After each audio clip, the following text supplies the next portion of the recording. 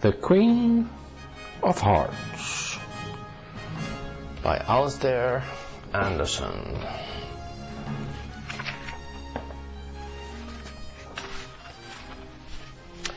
The Queen of Hearts, she made some tarts, all on a summer's day.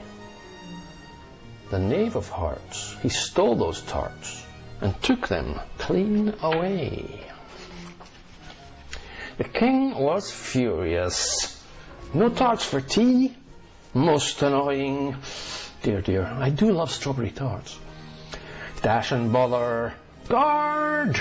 Fetch my army. Fiddlesticks.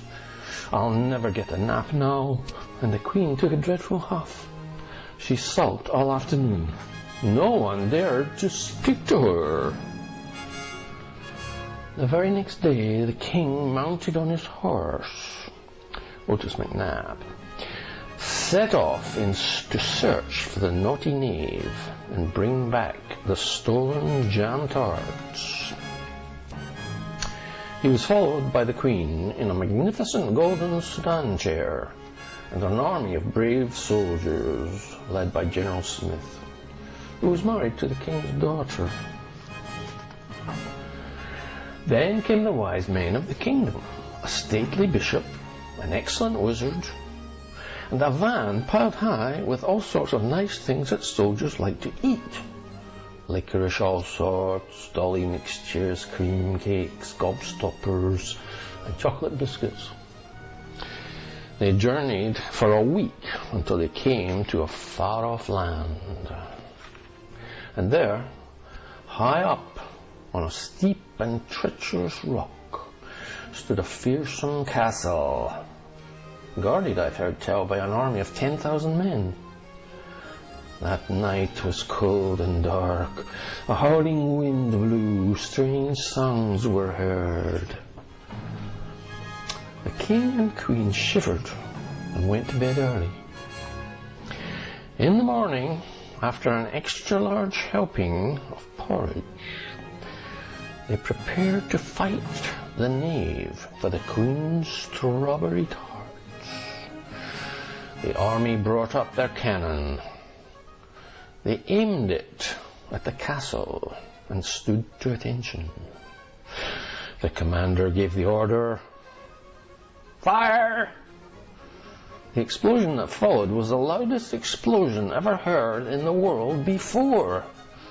There was so much smoke, no one could see a thing. What on earth had happened? The knave's castle had been blown straight off the rock and had landed on the ground without a stone out of place.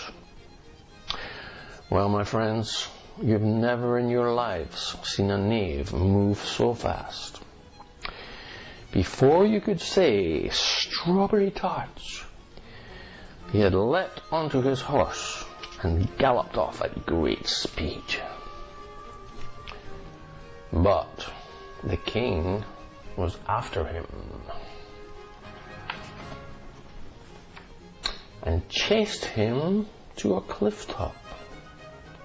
The knave's horse stopped so suddenly that the knave shot forward and fell right into the sea.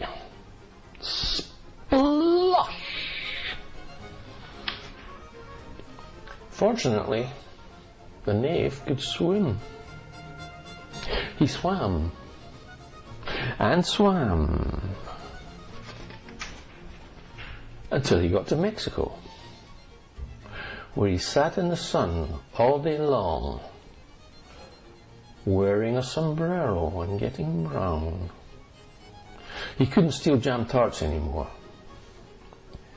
as they don't have any there. Still, he was very happy. Meanwhile, the king had recovered the stolen strawberry tarts, and he rode happily back to the camp. When he got there, the soldiers cheered, and the queen gave him a kiss. They all rushed home and put the kettle on for tea. The tarts were lovely. The king ate at least 15 tarts and showed off a bit at the table. Well, I hit the naughty knave like this.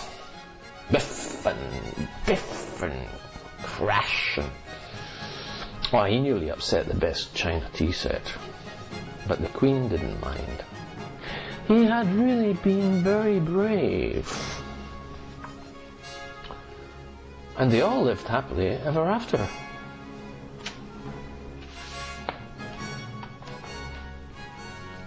The end.